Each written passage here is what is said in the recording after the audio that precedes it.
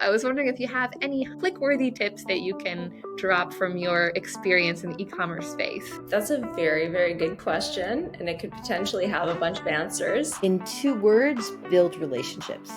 That you're able to resonate with them. And that should be at every stage of your marketing. That's the click-worthy thing.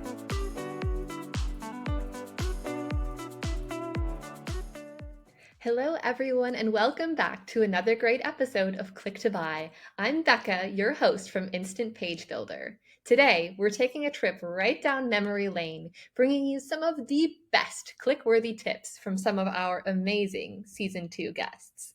Each guest has shared their unique insights and strategies for e-com brands to improve their customer journey. And today, we're going to stitch all of those right together into a tapestry of their most, let's say, actionable advice.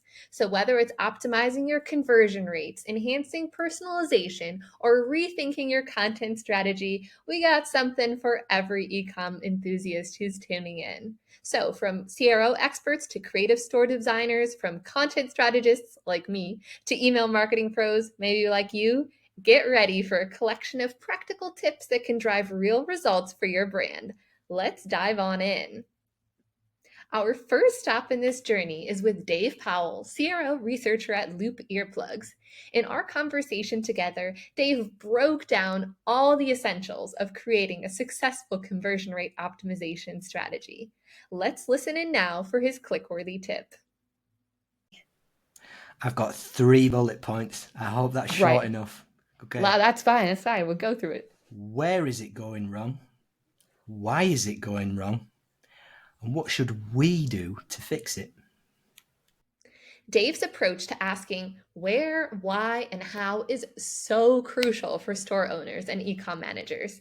I think it's kind of easy to get lost in the day-to-day tasks, but having this framework is going to help you to pinpoint exactly where your efforts will make the most impact. So you have to start by identifying those friction points in your funnel, whether that's a confusing checkout process or a product page that doesn't really quite sell itself, and then dig deeper into that why. Only then, of course, can you effectively decide on how to fix it. So that's a lot of the stuff that we already have learned from Dave, but now it's time to keep on going, and we're going to turn to our episode that we did with Jordan Sowers, co-founder of Post Familiar, who recently won the Most Creative Shopify Storefront Award at the Shopify Build Awards. Jordan's advice, on the other hand, is all about challenging convention. He suggests always asking, what if, to push boundaries and innovate your store design. Now let's listen in for Jordan's philosophy on how to think outside the box when it comes to your Shopify store design. The favorite thing about my role as a designer is to just always ask what if questions and to try to come up with something that isn't conventional. And if you're introducing something that's new to any category online, like why not try to make it unique and introduce something, like have something that's like totally a new offering. And so I would just say, like, always ask what if and like really try to push yourself to do something that feels like unconventional. Jordan's suggestion to keep asking what if is a fantastic reminder for designers and store owners alike. The e-com space is pretty crowded. You don't need me to tell you that. So standing out actually is going to mean that you're going to be brave enough to challenge some of those conventions, just like Jordan did. Who knows? Maybe it wins you an award, or maybe it's just adding a little unexpected feature to your product page or experimenting with a more unique kind of homepage layout. This is the kind of thinking that can really set your brand apart and make your store memorable, which is super key in trying to convert today's shoppers who have just so many options at their fingertips. Well, now we're going to wave goodbye to Jordan and move on to the great episode we did with Shaded the Studio with their founders, Shivali Bennion and Cassi Idun, co-founders of Shaded, who shared their dual perspective on how to master your D2C content strategy. I remember that Shivali's tip is a little bit more oriented on conducting a self-audit, so more like looking at the strengths and weaknesses of your strategy, while Cassi, on the other hand, emphasized more the importance of storytelling and how to take risks with your content. Let's hear a little bit of their combined wisdom from the episode that we did together. I would say the first tip is what we do in our audits. We do a red, amber, green of like all the different things in the D2C strategy, and we just get like our brand. We would in our audit do that for you, but I think brands should do it for themselves. Like find out what's red, find out what's amber, but also don't forget the green. So one of the things that, especially when you're a new brand, just like we're a new agency, I think it's very easy to focus just on the red and amber, but really having like one or two moments just to take a step back and appreciate the green is also really important. I love that. Thank you for sharing. I think that's a great mindset that a lot of people who are starting out in their brand should definitely keep in mind. That way you really have that positive momentum to keep moving forward, even when you have some of those tougher moments. And what about you, Cassie? I would suggest before thinking about your product campaign or whatever it is that you're launching, take a step to think about the messaging. Ask yourself lots of questions. Who are the founders? What is the story? Why is the brand? Why does it exist? What can you offer people that nobody else can't? Pull your messaging together and help that feed your content strategy. And then when you're actually going into content creation, I'd also say don't be afraid to be loud and take risks, because the era of safe and nice messaging and stuff is kind of over. Like, don't be afraid to show your personality, be a bit tongue-in-cheek and just kind of go for it. Listening back, I love how both Shivali and Cassi are bringing this analytical and creative perspective to your content strategy. For ecom managers, the idea of regularly conducting like self audits could actually help you to stay aligned with your goals and keep an eye on what's actually working. And for designers, on the other hand, or our more creative types, embracing storytelling and taking risks is key. I mean, we also heard this in our episode with Jordan. It's not about just creating content that sells a product, but it also needs to share your brand's unique voice, perspective, and story, and really make sure that customers understand who you are, what you sell, and why should they shop from you. Now, I learned so much about content from Shivali and Cassi, but it's time to kind of switch hats to somebody who tested out many a tool or two that you could definitely learn from in the ecom space. So next we chatted with Irit Levi, CEO and Chief Strategist at Day by Day. And our episode together was full of so many tips, but for her click-worthy tip, she reminded me of one fundamental principle: build relationships. According to Irit, personalization isn't just about tools or algorithms. It's about treating your customers as people, not as numbers. Let's listen back to her straightforward advice. In 2 words, build relationships. So your customers are not leads, they're not clients, they're not numbers, they're people. Remember that they're people. Treat them with respect, and your numbers will go up. Don't treat them with respect, your numbers will show it. Listening back, Irit's advice was to focus really on building relationships rather than transactions. I think that's so important, especially because I don't know about you, but for me, it's so easy to fall into the trap of seeing customers as data points. I mean, you have KPIs you want to hit, you have conversions that you want to get, but you really need to remember at the end of the day, you need to think of your customers as people with unique needs and preferences, just like you. If you do that, your approach to personalization is going to become much more meaningful and effective, and you'll probably hit those goals and KPIs that you were hoping for all along, but in a better way because you're actually prioritizing your customers as people first. On that same kind of mindset of thinking about how we can go back into fundamentals in order to improve our ecom efforts. Next up, I have an episode that I recorded with Brian Becker, the co-founder of Flow Candy. Now, our episode that I did with Brian Becker from Flow Candy offers a fresh take on email marketing, and his tip was more focused on thinking less about the tech and more about the fundamentals. So really thinking about your product, customers, and their pain points. But let's listen to Brian for his exact approach and how he kind of broke this down so that you can create ecom emails that really resonate. I think there are too many marketers that get caught up in the tech or the, what app do we need to do this, or what, email or flow or whatever. And honestly, none of that matters. We talked about having a really good product. We talked about having a really good, understanding of what the problem is. And that's what I consider marketing fundamentals. How do you take the product and really drill down into how you talk about it to your customers, that you're able to resonate with them. And that should be at every stage of your marketing. That's the click-worthy thing, is that when it should be in your ad, this is what resonates with them. And then you should move them to the next step, where that's to a landing page, right? And you're going through the landing page. Every bit of that landing page needs to reflect what they felt. It needs to, in the ad, it needs to amplify that feeling. The marketing term is like twist the knife on the pain that they're feeling that your product is solving, right? And then go into even more, case studies or logic behind why they should believe you that this is a thing. And I don't feel like brands take enough of a step back and really look at what is motivating our customers. What are their pain points? How do they view the world? What is our typical customer? How do they, whether it's the same as you, how would they vote? What would they feel about this issue? What would they think about, what's going on in the world right now, or how things, how are they responding to these different, all these inputs of technology and AI and things like that? And then how do you start to position the way you talk to them, the way that you present yourself, the way you design the elements of your brand, to really reflect, to honestly hold up a mirror to them and say, we're the same as you. We are you. I don't know about you, but I think Brian really cut through the noise with his emphasis on the fundamentals. I think it's a really good reminder for us that tools and tech are only as good as the strategy that you push behind them. And before diving into that latest tool that you see, the latest app, the latest launch, whatever it is, you first got to really nail down that messaging and understand what's truly going to resonate with your customers at each stage of their journey.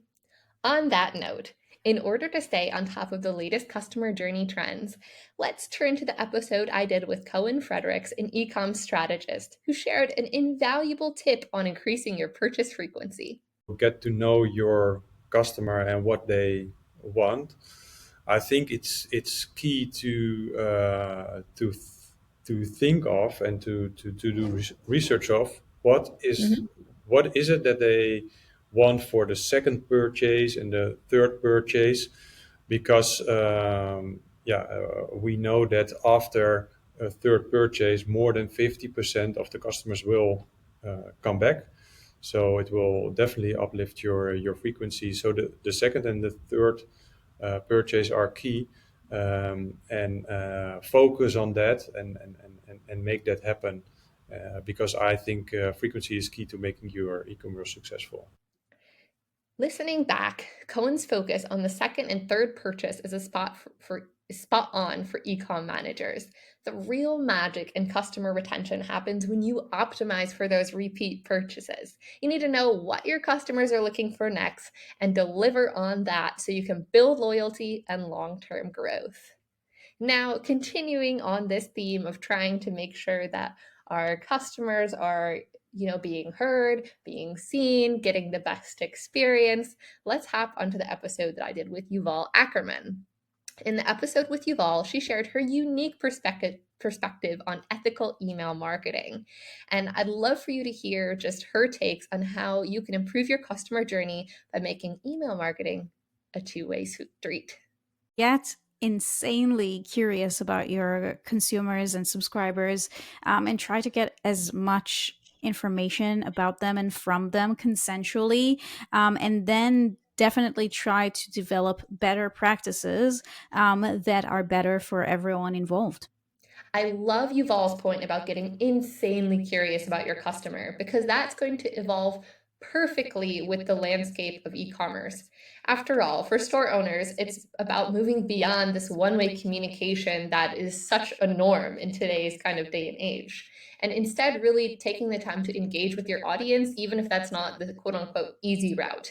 You need to know more about your customers' needs, their preferences, and tailoring your offerings and communicating with them to genuinely connect with them. Hearing this tip and kind of my take, I think it'll come as no surprise that actually Yuval and Irit are quite good friends. It was such a pleasure to have them both on the podcast, because I think their advice really goes hand in hand. Moving on. Another great episode we did was with Rebecca Worsley, founder of Rainy City Agency. Of course, it was really nice to have a Rebecca Squared moment, and I remember in this episode, she had a lot of advice on really how to dig into that customer behavior by highlighting the importance of tracking, figuring out where those drop-offs are occurring, and understanding kind of where your customer needs are. That way you can refine your entire conversion funnel. And let's take a listen so you can hear it kind of in Rebecca's own words. It's understanding that customer and tracking that behavior on site. So making sure that we are aware of where the drop-offs are, what they're looking at, what's kind of turning them off a little bit from the site. And I think once we really understand who that customer is, then we can design for that customer and we can solve any of their pain points on site. Because once they're in your funnel, like, it's powerful then. We can retarget, we can remarket, like, you know, in the ever-changing rising costs of acquisition, like retention is super important as well. So the more people we can kind of get into the funnel and keep them in that funnel, the more chance we've got of kind of continually selling to them. So don't let people drop off.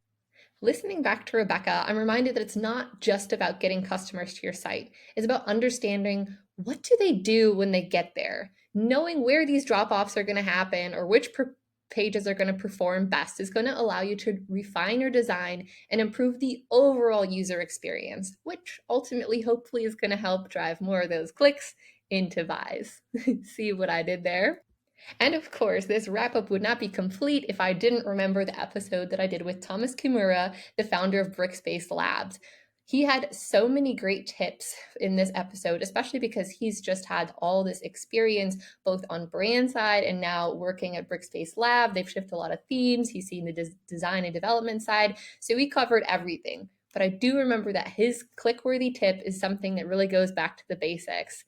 Get your shipping and return policies right. Get them upfront, make sure they're clear, make sure they're accessible. But I'll let you listen in to Thomas to hear the advice straight from him. I would say make your shipping and handling and your returns, everything involved in that, very clear. Like, what is your shipping policy? When can customers expect their package? What is your return policy? Can I return this product? How do I return this product? That's a common and pretty big concern people have, like buying things like, oh, like, will I get this in time? Like, can I return it if I don't like it? Like, almost every product, people will have those questions. So putting that somewhere on your website, making it clear, making it accessible, shipping concerns, questions, put it on your website. Put it there. Make sure that's not another reason why people are hesitating. Yeah, exactly. Exactly. So, of course, remember that although these advice from Thomas about shipping and return policies might seem pretty basic, it's incredibly effective. You need to make transparent policies. This is going to build trust. It's going to reduce cart abandonment rates. It's going to do a lot for you because it's going to make your customers happy because they're not going to have as much friction. They're going to be able to find the information that they want to find. Don't make it so hard for them to find this information. That's why you don't want to underestimate this power of clarity in this crucial information, because this could make or break the buying decision. And that's why I really love that tip from Thomas. Another founder that I had on with great tips, of course, is the one and only Linda Bustos, founder of Ecom Ideas. If you haven't heard of her, well, definitely look her up after this episode. She is well known in the industry for spotting interesting ecom features or CRO ideas as they start to trend. I'd love for you to take a listen to the trend that she spotted for us in our episode together. I think that there's some things that really apply to apparel that I would suggest, and then others to, different non-apparel. I guess there's two worlds. There's Shopify and non-Shopify. There's apparel and non-apparel. That's it. We're binary. But yeah, I think I love visual search. I think it's one of the most underused capabilities for e-commerce right now. There's some sites that are really pushing forward, but it's really great for product recommendations because it's a search API that looks at your product images and does visual matching like with like. And I'm seeing a lot of that working out nicely. Like one really great use case is when a product is out of stock And it doesn't mean the entire product is out of stock. It can just be that color variant or that size variant for the individual user. And so if you can save that customer journey in two ways, first of all, get them really quickly to visually similar products that are available in their actual size that they want, you've now solved a problem for the customer that they don't have to, especially on mobile, go back to the little hamburger menu, fiddle and struggle through mobile filters, which suck, and like mobile product lists, which are harder to use. Just collapsing that journey and using visual search to surface relevant products, I think is money. And I'm seeing it in non-apparel stuff too, right? Like Sephora's using it. Maybe not so much on the visual, but they have like a more like this. So they're probably doing it with attributes or other types of product data, not necessarily images. But there's definitely applications for like home decor, like style attributes. In B2B, you know, there's probably millions of use cases where you can use visual search. Obviously, apparel is like the primo use case. But yeah, I love that. And there's a bunch of different vendors out there that have that tool ready and available. Linda's tip about visual search highlights an underutilized tool that can enhance your customer experience. I mean, I think this is just thinking in general, how can we explore new ways of presenting our products, especially when inventory is out or stock is low? You know, you can try all these different things on your pages like visual search to keep customers engaged and reduce bounce rates. So really think when you're designing your store, of course, on how can I try to optimize this experience, and maybe you can get some ideas from Linda's Ecom Ideas website. Definitely check it out. I'm always looking on there to seeing what's trending on e-commerce for ideas for this podcast. And last but not least, of course, we have AJ Saunders, who kicked off this season. AJ is the founder of Audacious Commerce, and he advised us on how to set meaningful goals and metrics to drive your e-com business forward. His approach is all about focus and knowing where you're heading. So that's why I wanted to wrap up today with AJ's perspective, since it made such a great, solid foundation for this whole season. I say, use KPIs that will, that outline where you're trying to get to and what the numbers look like. Yeah. And so your KPI could be, how many hits you get a day, or how much revenue you get a day, or how many customers you speak to, or how many no's you get, right? So if you're starting up. Right, but I feel it's important to have metrics that describe what the best behavior looks like, and therefore will enable you to push forward to where you're trying to get to. And so set meaningful goals that make a difference in your trajectory. AJ's focus on setting meaningful KPIs is crucial for any of my listeners who are listening today. It's not just about tracking numbers. It's about choosing metrics that are going to drive your business forward, whether it's focusing on daily site visits, conversion rates, customer feedback, the right KPIs, whatever it is, you need to make sure that it's going to align with your growth goals. And that was kind of my biggest takeaway that I had with my episode with AJ. And there you have it, a collection of the most valuable click-worthy tips from Season 2 of Click to Buy. We've covered everything from CRO strategies to content creation, email marketing to personalization, and beyond. Each of these tips can be a game changer for your brand if you apply it in a way that is relevant to your audience and your friction points. I hope you found them as inspiring as I did.